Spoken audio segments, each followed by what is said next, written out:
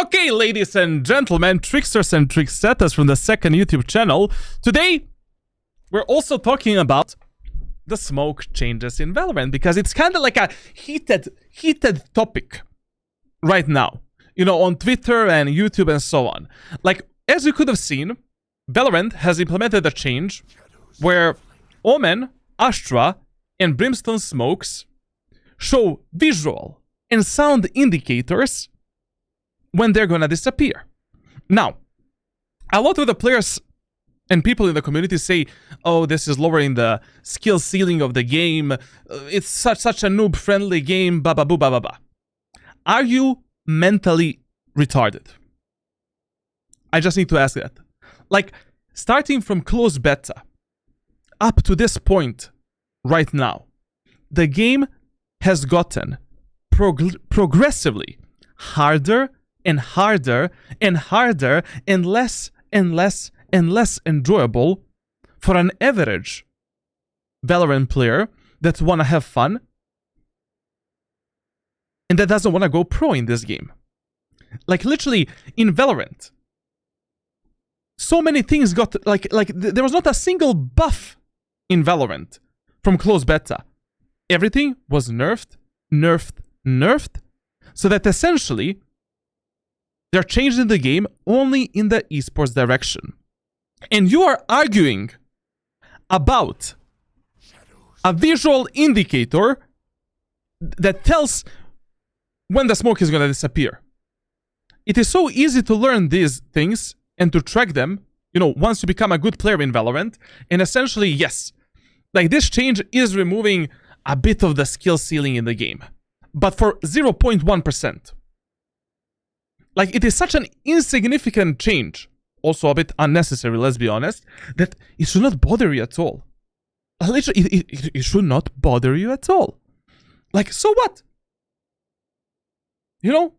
Yes, it's gonna be easier for gold, platinum, lower skill players to understand when their smokes are gonna go off, but I feel it's okay change. Why not? If you're already playing around your smokes, you know, now you'll know exactly when you need to replenish them and when you need to recharge them. The only thing that I don't like about this change is the visuals look kinda gay. I mean, they could have done a better job, you know, instead of adding this sparkly spark and triangles around. And also the sound is extremely loud, but I think the reason why they made the sound loud is so that you can hear, like, when your smoke is gonna go off. Like, for example, if you're playing Split on A tower and you smoke the aim and area of the map, you know, you kind of hear, you know, when your smoke is gonna disappear and you can replenish it. But other than that, this is such an insignificant change that should not even bother you at all. Like, basically, in closed beta, episode 1, episode 2, and episode 3, the skill ceiling in this game didn't exist.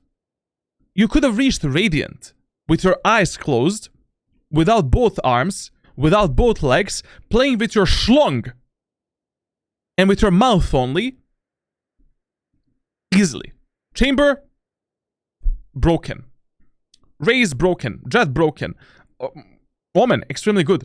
Bucky, broken. Stinger, broken. Shorty, broken. Classic, broken. Like, the game has gotten progressively so hard for an average player that is coming into Valorant from, I don't know, CS2 or League of Legends, Overwatch, that now we're losing the player base because of that. Because everything that Riot Games is thinking about is how to sell you the esports dream, which is great for me.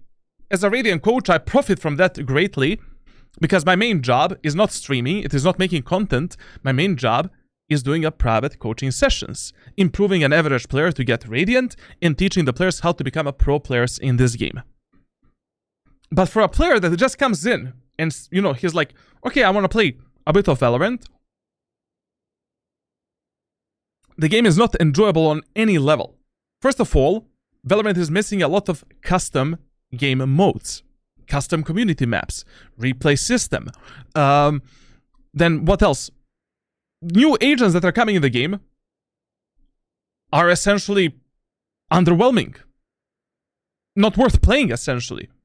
Then the abilities, got nerfed quite hard to the degree where Valorant wants to look like CSGO. Valorant wants to look like Counter-Strike, to be consistent in mechanical regards, but it is impossible to achieve that when you have abilities in the game. And the game is losing its signature, like basically why I fell in love with Valorant is because, so many different playstyles can carry you up to the pro levels, to the Radiant levels. You can use this agent, that agent, you can be passive, aggressive, support, you can abuse this weapon, that weapon, this gun. There were so many different strategies and interactions with abilities that game felt, refreshing.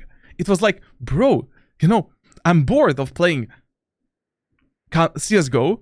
I was a pro player there. I'm bored of playing PUBG, these standard shooters. This is like a perfect mixture of Overwatch and Counter-Strike.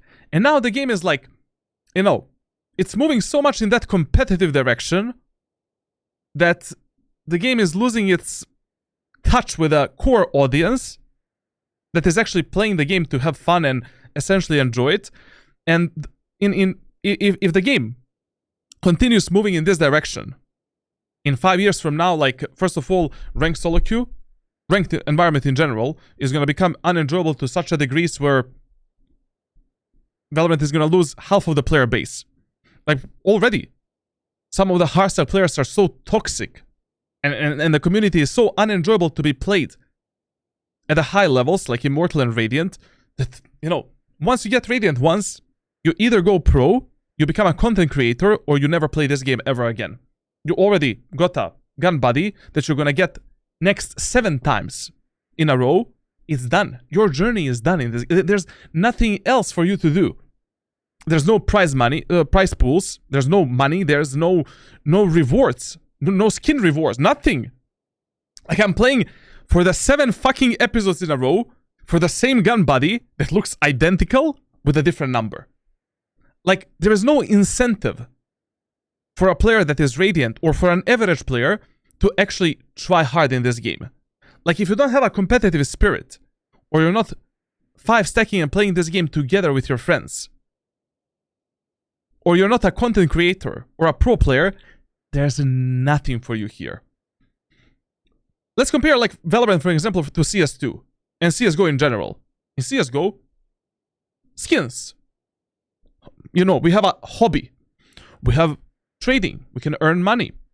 We have Face It with prize pools and a lot of money and a lot of rewards there. We have, like, for an example, tournaments that are much better organized and that are open bracket tournaments. It's not a closed environment, franchise environment. It's easier to be, a pro player to some degree in CS2. I mean, like, it's not easier, but essentially, like, path to pro is, like, kinda better. Then in CS2, you have community maps. You can make your own map, or your own game modes. You can play KZ servers. You can drift around with a knife. Retake servers. Deathmatch 10 times better. Like, there's so many things that a new player in CS2 can explore that it's mind-blowing that this game is almost 4 years old. Came out in 2020. And we don't have some things such as, community maps, replay system, better game modes. I don't know, like this game has so much potential.